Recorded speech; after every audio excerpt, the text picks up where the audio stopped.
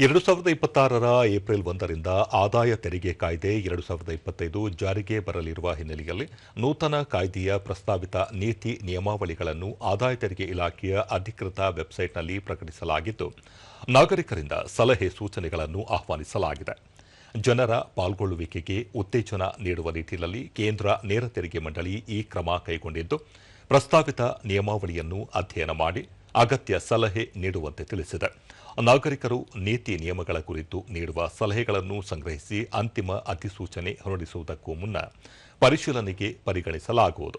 ಆದಾಯ ತೆರಿಗೆ ಇಲಾಖೆಯ ಅಧಿಕೃತ ವೆಬ್ಸೈಟ್ www.incometaxindia.gov.in ನಲ್ಲಿ ನಿಯಮಾವಳಿಗಳು ಲಭ್ಯವಿದ್ದು, 4 ವಿಷಯಗಳಿಗೆ ಸಂಬಂಧಿಸಿ ಸಲಹೆ ನೀಡಬಹುದು. ಭಾಷಾ ಸರಳೀಕರಣ, ವ್ಯಾಜ್ಯಗಳ ಕಡಿತ, ಅನುಸರಣೆಗಳ ಕಡಿತ, ಅನಗತ್ಯ ಮತ್ತು ಬಳಕೆಯಲ್ಲಿ ಇಲ್ಲದ ನಿಯಮಗಳು ಮತ್ತು ನಮೂನೆಗಳನ್ನು ಗುರುತಿಸಲು ತಿಳಿಸಲಾಗಿದೆ. ಇದಕ್ಕಾಗಿ ಈ ಫೈಲಿಂಗ್ ಪೋರ್ಟಲ್ನಲ್ಲಿ ಪ್ರತ್ಯೇಕ ವ್ಯವಸ್ಥೆ ತೆರೆಯಲಾಗಿದ್ದು, ಈ ಲಿಂಕ್ ಮೂಲಕ ಸಲಹೆಗಳನ್ನು ನೀಡಬಹುದು.